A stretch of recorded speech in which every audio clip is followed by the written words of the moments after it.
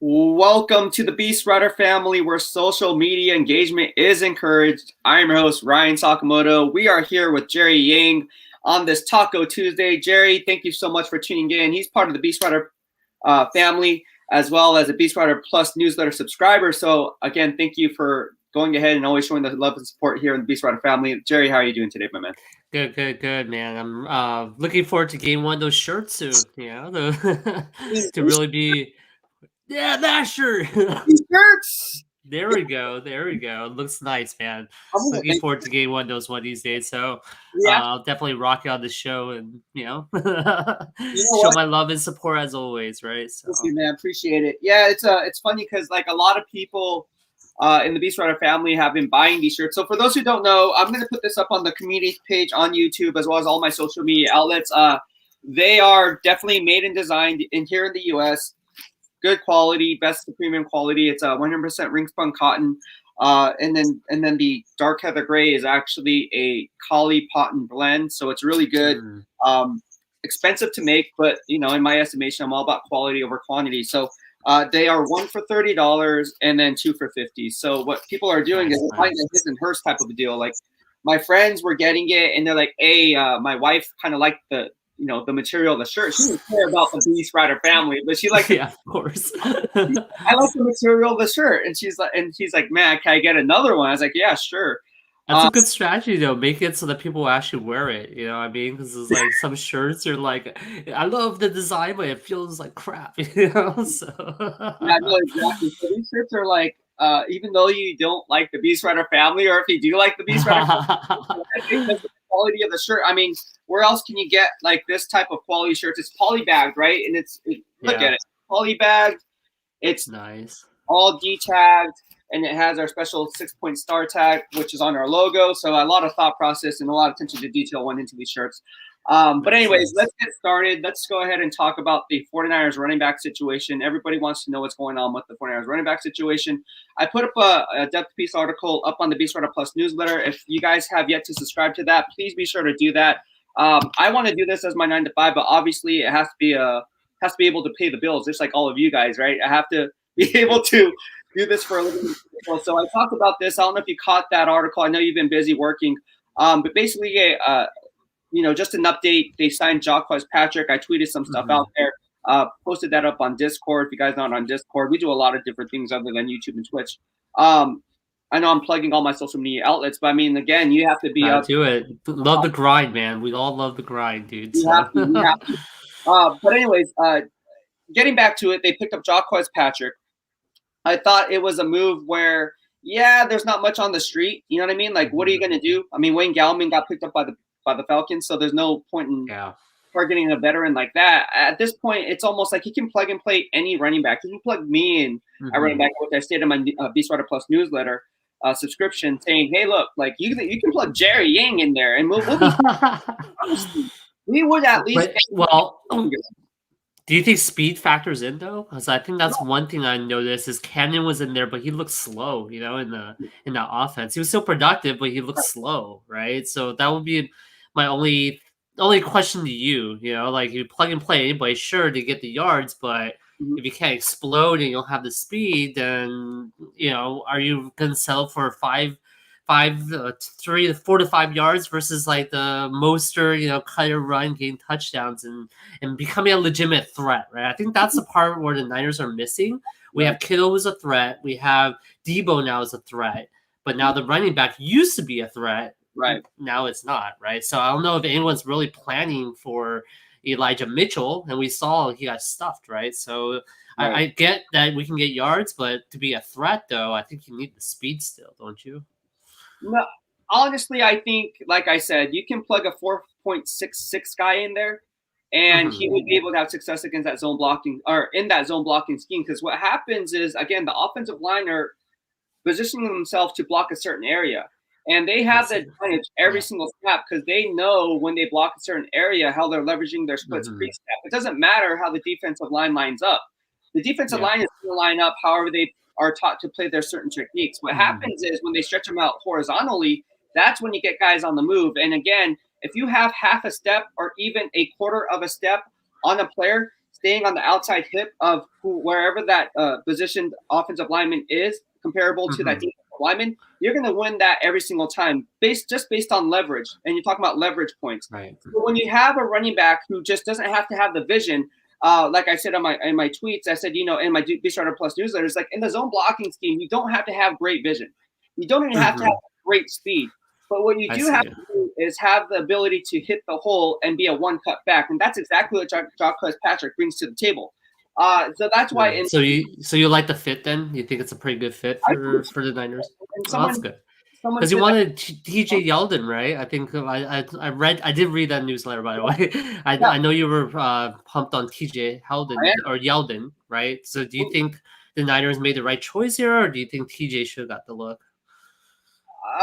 To be honest with you, I'm not sure because I don't know how conditioned TJ Yeldon is. I think that has a lot to do with it, right? So it's like I can't physically give you an answer on that because I don't know. But based on when he was that Alabama Roll Tide Roll, since I'm a huge Alabama fan, I thought he would be a nice fit. But I thought they would call up Kerryon Johnson, right? I thought Kerryon Johnson's on a practice squad, and he was with the Lions before. Is he like not that great, or they're just saving him?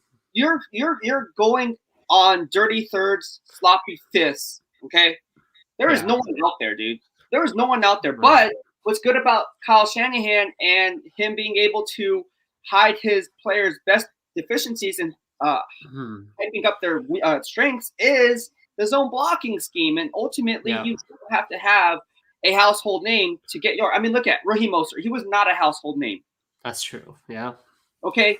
So Michael Hayes, he's journeyman, right? So, I mean, but again, you can plug and play. It goes back to his father, Mike Shanahan. I mean, look who he had. He had Olandis Gary. He had guys like Mike Anderson. He had guys like Terrell Davis, who was a special teams ace, made the team as a special teams ace, wasn't even looked at as a primary running back or a future running back. So it wasn't until that big kickoff against the San Francisco 49ers in that preseason game where he actually made So with that being said, you have to look at it, peel back layers of the onion to get to the core, like I always say, call it how we see it.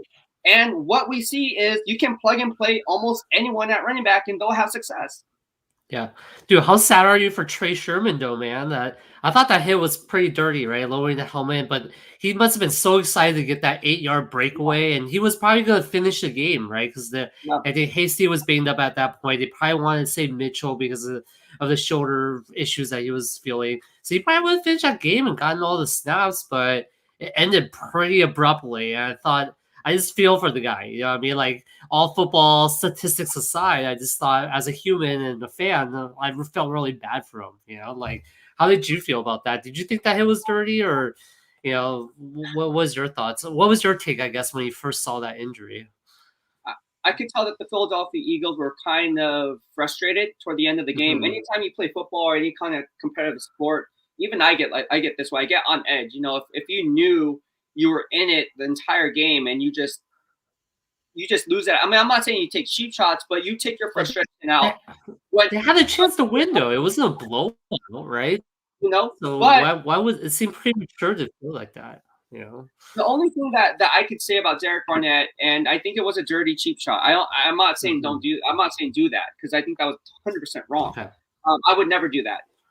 Within the rules of the game, obviously I'll lay a hit. But when you see guys like Kayvon Wallace, right, lay the word on Trey Sermon, and then you see guys like Derek Barnett hitting Jermichael Hasty after the play was ruled dead, after the ball had fumbled out of bounds. That was bad. There's no incentive for you to go out and make that play. And that was an executive decision by Derek Barnett to take his frustration out on Jermichael Hasty when he had no concept or he had no idea he gave himself up. Yeah. He didn't have the ball. He didn't have the ball anymore, right? So it was like ridiculous. Yeah. I thought it was bad.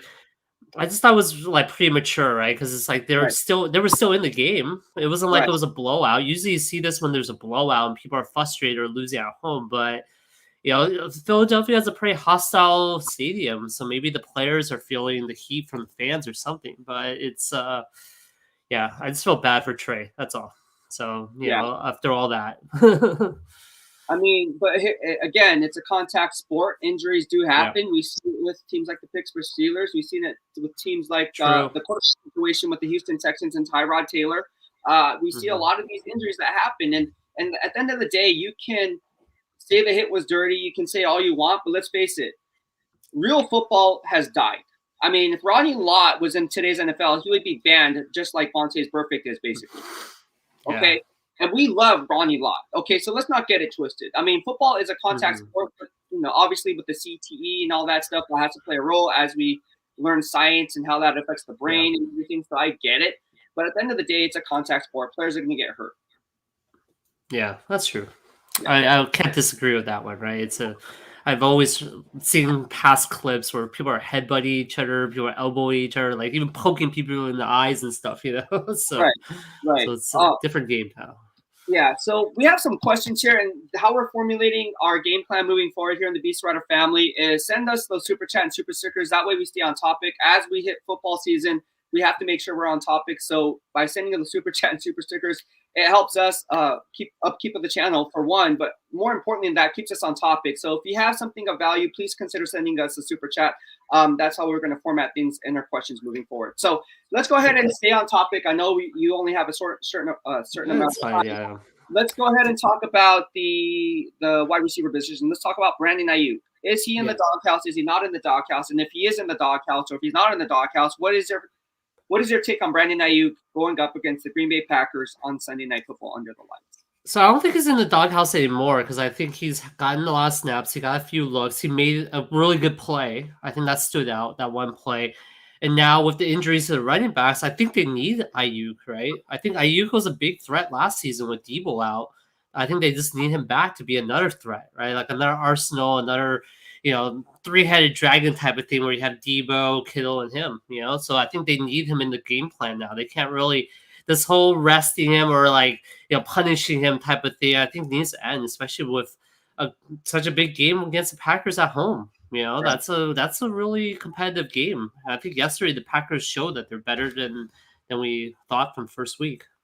Yeah, it was only 1 week. Aaron Rodgers said, "Relax, it's only 1 week." We saw it, we witnessed it, but the Green Bay Packers' run defense is not the same. They're not very good. The Packers' defense is not very strong. And in my estimation, I think the 49ers will exploit that. Doesn't matter who's at running back. They're still going to gas the team for over 125 plus yards on Sunday. I think it'll be a balanced attack. I think if Sermon can go, obviously he has to go through the 5-point critical that I pointed out in the BEASTwriter Plus newsletter. But if you guys want to subscribe, please subscribe to that because you're going to want to stay on topic because you got all these questions are coming through. It's already answered in the BEASTwriter Plus newsletter. But stay on topic. It's one of those things where we don't know what's going to happen with Trey Sermon. We don't know what's going to happen with Elijah Mitchell. Now he had a right shoulder injury, but at the end of the day, I think he'll be okay to go. Anytime a player is listed day to day, I remember you mentioned that yesterday. He's probably listed as probable on Friday, which means he'll be active on Sunday. And you kind of monitor practices too, right? Like how much he's used in practice. Is he sitting out? Is he limited or whatever it is? So I guess my question to you, Beast, and I liked what you said about George Kittle yesterday, how he was being underutilized. Do you feel like Kyle Juszczyk is also being underutilized this season too, or do you think it's about right? I know he had maybe a cramp and he didn't really show up in the injury report, so it seems like he's good to go. Right. But do you think he was underutilized as well? I know fullbacks aren't typically used that much, but in this scheme, I feel like it's used more, right? So what do you think? Kyle Juszczyk should be used more because they're paying him. Yeah. The highest paid fullback. I mean, the fullback position is obsolete, and yet he's getting paid all this money for him to just be on the bench in 11 personnel. I mean, it doesn't make zero to little sense. Yeah. I mean, if you're going to play a guy like Kyle Juszczyk, then a team like the Baltimore Ravens or a team like the Pittsburgh Steelers, who don't have a real fullback outside of Derek Watt, right? They can use that type of a fullback like Kyle Juszczyk. They can warrant that type of salary based on where they're positioned and how they use their personnel. With Kyle Shanahan, I think Kyle Juszczyk is more used as a decoy more than anything else. And again, when you have a Kyle Juszczyk on your team, what it does to decent defensive coordinators, it separates an allocated time for situational football, which you have to have Kyle Juszczyk coming in 22 personnel, in 21 personnel, and even 23 personnel. In goal line situations, short yardage situations, because at any given point, if it's third and short, especially in today's NFL, and there's a fullback in there, odds are that fullback might get that play in that I formation or offside I. So I think there's a lot of different things that you can do with Kyle Juszczyk, especially coming out of the backfield on those wheel routes, coming out of the flat and so forth. But I think, getting back to your point, Kyle Juszczyk needs to be incorporated more into He the needs to offense. be in there, right? Yeah, I just felt like it was underutilized. I mean, that's why he cramped up probably because he wasn't involved in any plays, you know. Well, So oh my I'm just saying, you know, like come yeah, on, so get the man involved. I'm just saying, you need tools. You have weapons in your arsenal. You're sticking with, from what I'm seeing, you're really sticking with Debo and a few running plays now. You know, like so. Come on, open up that playbook and overall, I thought Jimmy G actually did pretty good near the end of the game. In the beginning of the game, he obviously overthrew a bunch of guys, but he looked pretty sharp. He looked pretty honed in the second half. So come on, give the guy a chance. Like you said, IU should be incorporated. I think Kyle Juszczyk should be incorporated, and I think Jimmy G can use them. You know, I think Jimmy G relies on these guys. He's always dependent on these guys. So let's make it happen. Sportnet's Ultimate Report says, thank you so much for the super chat and super stick. If you guys have questions or if you guys want our analysis on anything, please consider sending the super chats. It helps us stay on topic. So thank you so much, Sportnet's Ultimate Report. He says, some fan like myself are tired of the injuries in recent years that have happened to the corners are the fault of practicing, training style, or coaching. Yes, I talked about this in the BEASTwriter Plus newsletter extensively. It's no secret. And I pointed this out before the season began here on YouTube. No secret. The receipts check out. The Beast receipts check out. Now we're seeing it today. And didn't I say before the season began? I said watch. You're going to see a injuries happen, right?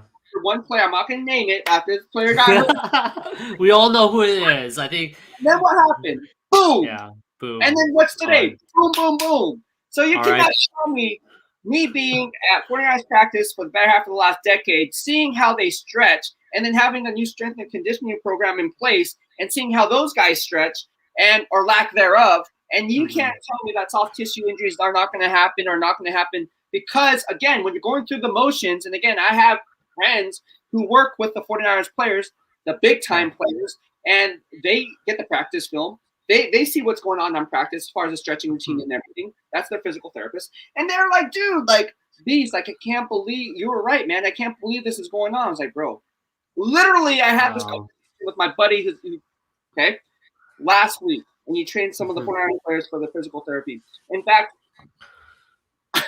I think it's laughable, and I put this on the coaching staff because when you go through the motions, going through your stretching program, right, 15 minutes before you get out there, injuries are going to happen. Now, is that the only reason? No. I mean, injuries happen in the NFL, like I said. So I'm not going to put this 100% on the strength and conditioning. That'd be unfair blame.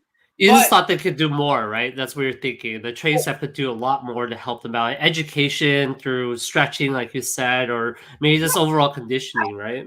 Absolutely. And again, it falls on the coaching staff as well because at the end of the players, it's both their faults. I mean, if you're not taking stretching seriously, if you're not foam rolling on the side field, if you're not doing static stretchers or dynamic stretchers to prevent further injury, and if you're just coming back like TJ Watt, he just pulled his groin last of his game, didn't even play the second half, and he would miss all of training camp. You don't think the mind-muscle connection is going to play a role? You're doing yourself a disservice. Of course it does. Of course it does. And game lifetime reps is different from practice. Just putting it out there, and that's why these injuries are happening. So it's up to the player to do these stretches, but it's also up to the freaking strength and conditioning program to provide the needed functional stretches that are needed for preventing these injuries. That's all I got to say about that. Yeah, I mean, you would think they learned from last season, and I feel like injuries could be a difference between like a first round overall pick and a Super Bowl champ, right? So it's like such a big deal. So I'm a little bit surprised to hear from you, right? that's a big issue and it's not being addressed. I know they fired their strength and conditioning coach a few years ago, and then now they're bringing someone there. Was it a hockey guy or something, or a former hockey strength and conditioning coach? So I guess he isn't really helping too much. It seems like people are still getting hurt. You know? At the end of the day, like I said, some guys are just injury prone. Okay, right. There's a history, right? The history brings it out, right? Yeah, but at the end of the day, you look around the NFL, if you're going to cover all 32 like I do, and I say I do, look around the NFL, look at the pulse of the other 31 NFL teams, look at those injuries, and look how those strength and conditioning programs are in place, and look how they prepare their players to make sure that further injuries don't happen. For instance, Steelers. All right, I talked extensively about the Steelers, right? Joe Hayden out with a groin injury. Devin Bush held out with a groin injury. Eric Armstead had an adductor injury. An adductor injury is more times than not, that's a groin injury, just another name for it. Okay? Yeah. So he plays. All right. Now, I'm not saying that there's obviously different strains and different grades of the strain, right? So I'm not going to go out and talk about that. I mean, that would be covered in the Beastwriter Plus newsletter. We don't want to spin our wheels. But in order to stay on topic, you look at what the Steelers are doing. They're actually holding out their players. I mean, TJ Watt pulled the groin. He could have, if it was a playoff game, they would have freaking kept him in the game. Trust me. Yeah. But they pulled him out. You know, it's not worth it. And they took an L. They're like, you know what? Let's regroup. Yeah. So when you have those types of players that have groin injuries, who are now out, and then you look at other teams, like my thing is this: what is the physical therapy requirements, and how you deal with a player with a certain injury as opposed to the rest of the league, and then look at what they're doing, and then kind of look at the comparables and say, like, oh, maybe we should be doing this. Maybe we should try something new, you know. And they may be already doing that. We don't know what's going to happen. But what I do know is you have different physical therapists working with certain players, and then you have other physical therapists working with other players, and then that's going to cause dysfunction. I see. I mean, it was a bloodbath this week, though. It was a bloodbath, right? Like, Andy Dalton got hurt, Tua got hurt, right? Do you think the league should do more? Because this is hurting their product, in my opinion. We don't have the star players out there, and they're all hurt, and you have a bunch of backup players. I think that team is automatically not that interesting to me, right? So do you think the league needs to do more in terms of, you know, they're doing a lot on the rules and trying to minimize injury that way? But do you think they should focus a lot on this strength and conditioning part as well, and create some standards that you talked about, that and maybe even punishment for not doing certain things, right? Like stretching, like you said, right? It's hard to punish somebody for their different ideologies of how they want to train their players or prep their players for whatever it is, whatever it's strength and conditioning, whether it's mobility training, whether it's fixation. Anything that has to do with that, that's more like an ideological approach, and it has to be a baseline across all NFL teams. I don't think that's going to happen. I don't think you can penalize a team, because even though someone has a different method, it might be sometimes outside the box thinking, right? Yeah, but maybe not punish, but maybe set guidelines, or have, like, you know how they have the referees union, right? Have a strength and conditioning union or something, right? To like kind of talk about these injuries. What do you think? I don't know. I'm just thinking outside the box, right? No, even like I said, it's one of those things where let's put it this way. There's some strength and conditioning coaches that don't believe in nutrition very much. They say supplements are a fad. They say it's a trend. You don't need it. You can get it from food. Look at it. I'm NASM trained. I also bodybuild for a living, and I also played sports. There's a huge disconnect in terms of what supplements actually do for your body. And again, everybody operates differently. Players come up to me inside the locker room, "Hey, Beast, what do you take?" I tell them, "Hey, this is what I take." But you know what? You might not be able to take this supplements because it's on the banned substance. It goes against the NFLPA guidelines. I'm not taking NFLPA guidelines. But what happens is certain things like BCAAs, right? Branched chain amino acids, those are imperative throughout the game. I don't want to be sipping on Gatorade for the electrolytes. No, I'd be drinking BCAAs. These are things that you have to be doing, and I don't see enough people using that. BCAAs, you really need that. You know, the three main components of BCAAs intra-training is leucine, isoleucine, and valine. You need a 2-1-1 ratio on that, all right? One for muscle, what's called MPS, muscle protein synthesis. These are things, if you talk to an older coach, someone who's old school, he's going to be like, nah, you don't need that. You can get it from food. Okay? Hey, and get your testosterone that way, midway through practice. No one's going to do that. Come on, bro. Swipe left. Get out of here with that. You are going to need some type of supplement during the game. You can't say, "Hey, you want a steak dinner or a House of Prime Rib," which I see you on House of Prime Rib. I knew you were jealous about that. I knew you were gonna talk about that at some point. Oh man, we need to hire you as a consultant, man. I think you definitely know what you're talking about in terms of strength and conditioning. So you should try to make that happen. I know you should make it happen. Yeah, it's not connections. Get in that locker room. Jerry Yamada here in the Beastwriter family says, 2 years ago, I drafted both. Thank you so much, first of all, for the super chat and super sticker. Appreciate it. This is how we're doing it moving forward, so we stay on topic. I know, Jerry, you're short on time.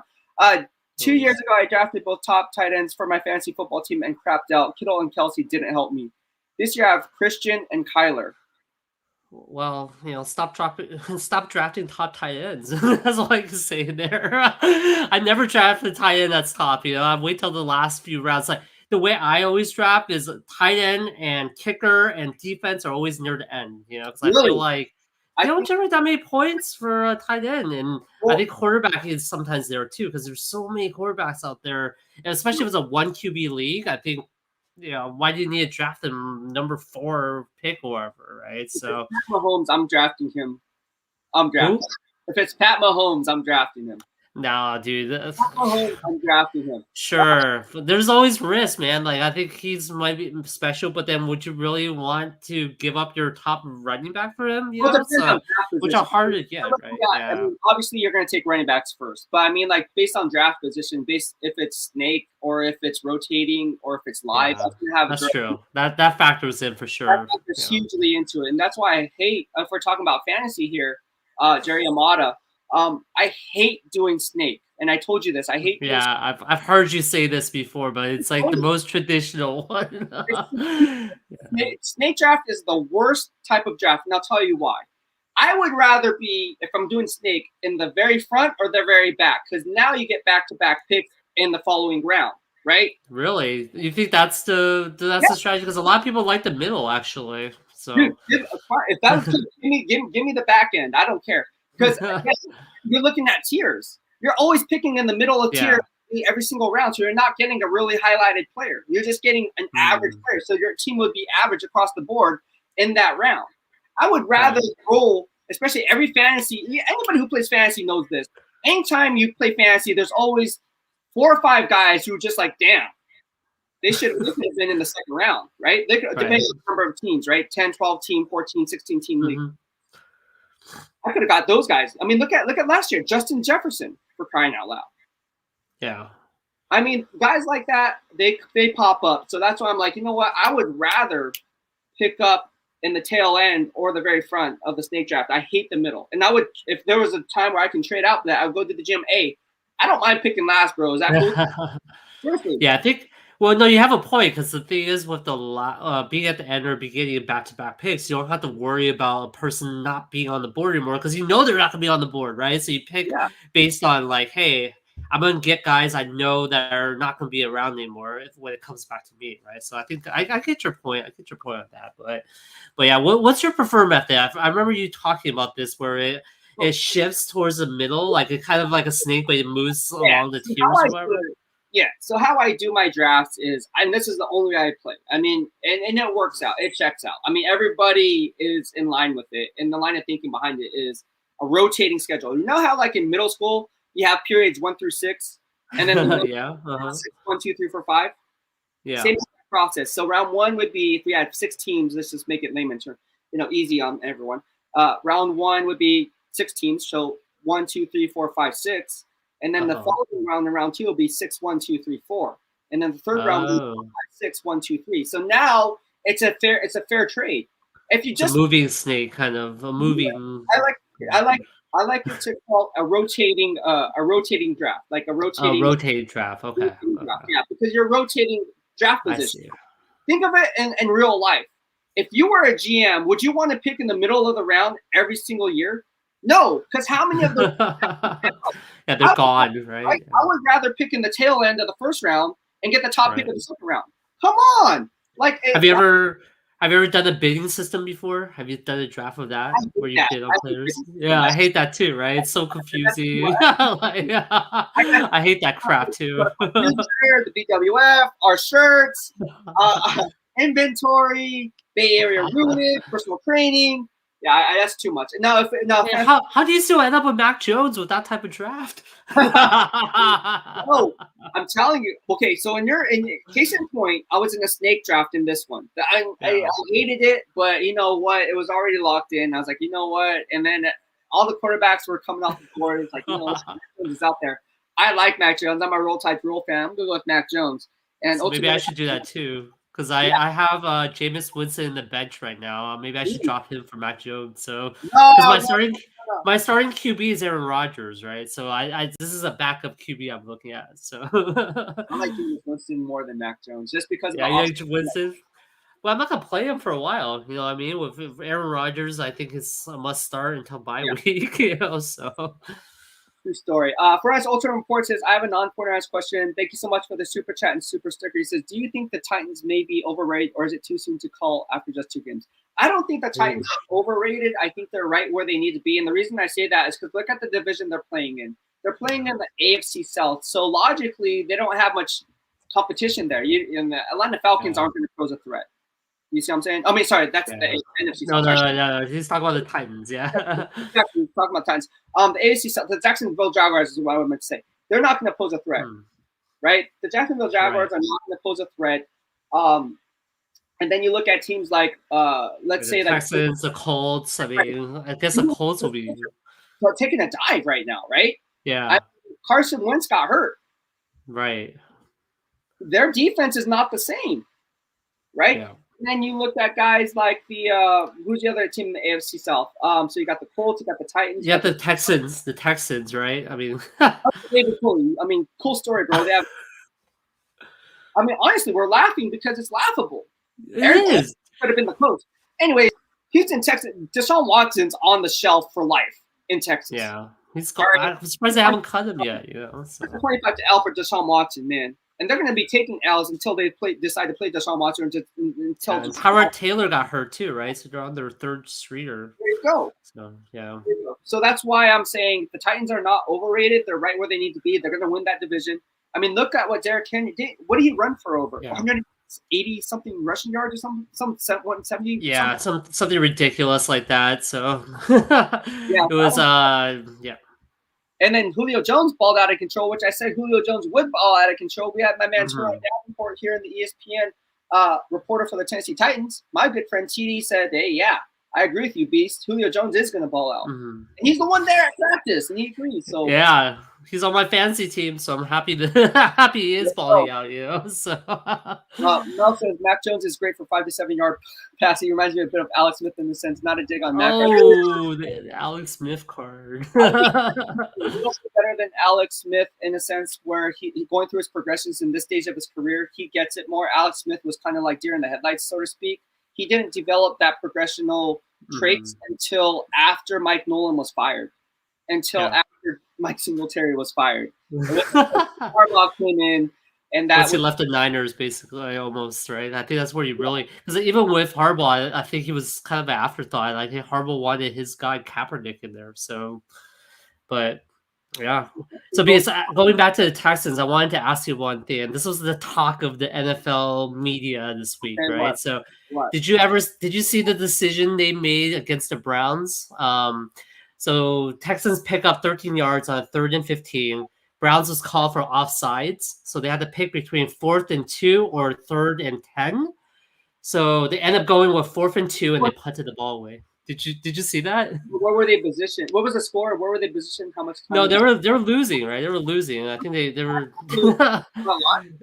It was like at the 50. They were at the 49-yard line, so it wasn't field goal range, right? What's the score? I don't remember the score, but I remember they were down. They were down at least a score at that point. So, but they came back in that. Okay, so what happened? So it was a penalty. It was an offside penalty. Yeah, it was an offside penalty on the Browns, so they could pick between 4th and 2 or 3rd and 10. They actually went for 4th and 2, and they punted the ball away. And they punted the ball away. Wait, there has to be some logic behind that. Wait, they rather there's no logic. No, what happened? No, I'm telling you, why did they do that? I didn't watch the game. No, the press conference, like he couldn't even explain the press conference. He just said that was the right decision he felt at the time. He just went with his gut, and that's what he did. You're joking. I'm not joking. Wait, that's why it was a talk of town, right? Because it's like such an outrageous gameplay decision. Wait, David Coley made that decision and he couldn't explain himself? You couldn't really explain it. Watch the tapes again. Maybe that's a teaser for next time, or maybe a future video that you can talk about, right? I just thought that was really interesting. Like, what the hell moment? That's a what the hell moment. Yeah, exactly. That's why it was a talk of media. That's why I want to bring it up to you. I've been meaning to bring this up to you because it was a big WTF, and it was all over like media, social media, right? I think social media really blew it up, but yeah. Wait, that's so weird. I don't know. Yeah, it's okay. Don't answer now. I just want to blow your mind for a little bit, and then you can make a video about it later. You're not joking, right? You're being serious? Because I'm gonna go back and watch it. No, go. I'm telling you, this was the talk of everybody, right? This is like clips were everywhere. There was like memes everywhere. Cam BR talked about it too, so it's a real thing, man. It's a real thing. Wow. Anyways, that's a bad. That just goes to show you that Coley shouldn't have been the head coach. Yeah, He yeah, was a good we've motivator. talked about that. David Coley, and I saw this. Some players were asking him what the thoughts are on David Coley, and they said the same exact thing. And I covered Jim Tomsula, okay, with the San Francisco 49ers back in 2015. Fun times. I get the same vibe from David Coley that I did with Jim Tomsula. Oh no! I would run through a wall. Great motivational speaker, can really relate to the players on that personal level. But does he get it? I'm not sure. This doesn't have the leadership skills, or he just doesn't understand football. What's the issue?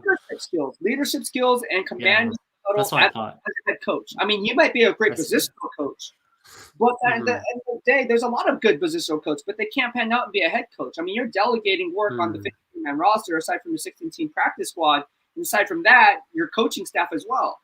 All right, and then you're in unison with the GM and their scouting department. So, really, how do you leverage that aspect of the game when normally you would just have, oh, here's 5 or 6 guys, that have to focus on every week, and now you just kind of expand that way. That's why he was even an offensive coordinator, right? So I don't think so. Was he? No. So to move up into that role, really, well, there we go. What exactly is there? Yeah.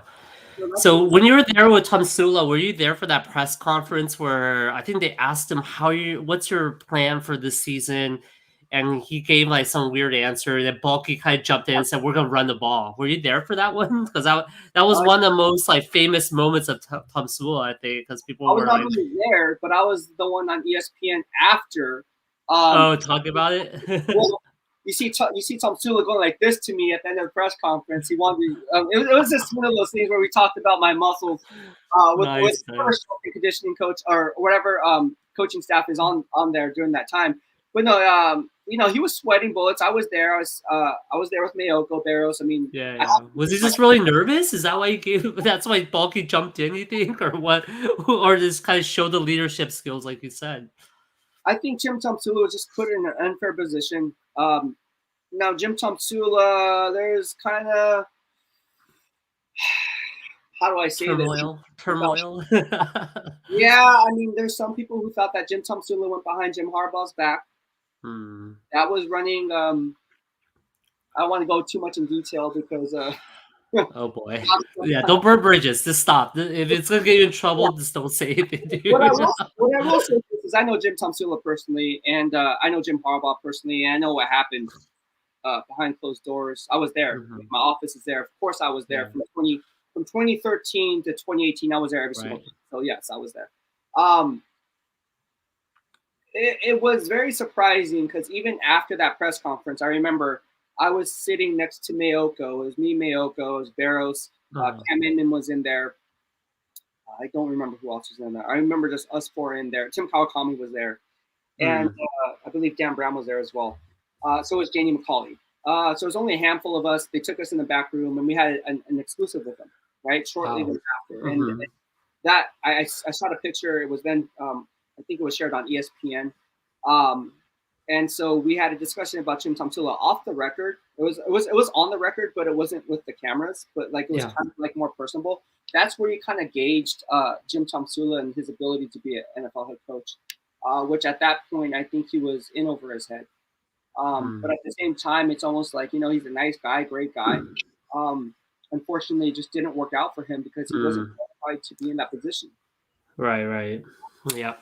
Agreed. I mean, it played out the way you said it, right? He obviously was not a successful head coach. So this is an interesting moment. So I thought I'd pick your brain on that one because I think that was telling to the fans at least that, hey, why is Bulky the one saying we're running the ball?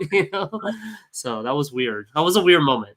That's all I can say about that from a fan's perspective. So But yeah, getting back to the Niners, man, I think they're in some trouble, but I think they'll be okay because everybody's talking about the running game, but at the end of the day, Yeah. it's like I think the running game's gonna be fine. I think the Yeah, running game.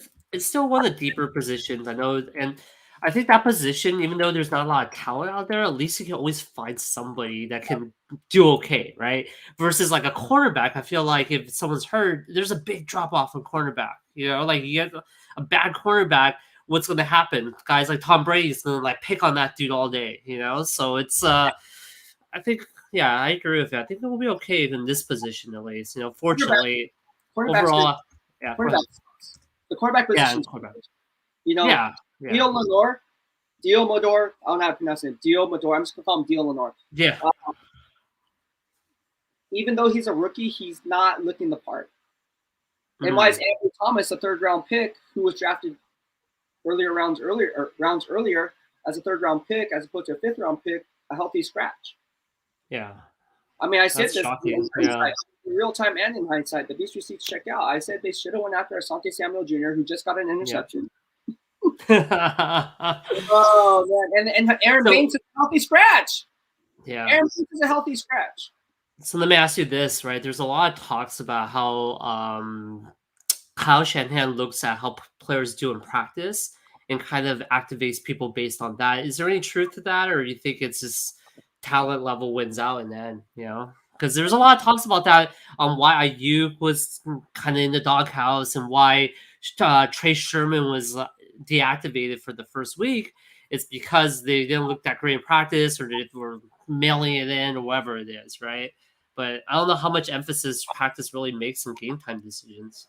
Practice does matter, but at the end of the day, it comes back to week in, week like the team that you're facing, right? If you're facing a predominantly cover 3 or predominantly cover 1 or cover 2 zone coverage type of a deal where you have an extra defender and run support, where you're going to want to be able to activate certain guys as opposed to not other guys, right? Based on the Right. personnel groupings going into that game plan to keep those guys fresh and on the go. So I do think practice obviously plays a role. I don't think that there's any position that's set as a lock outside of the guys like George Kittle, the obvious, right?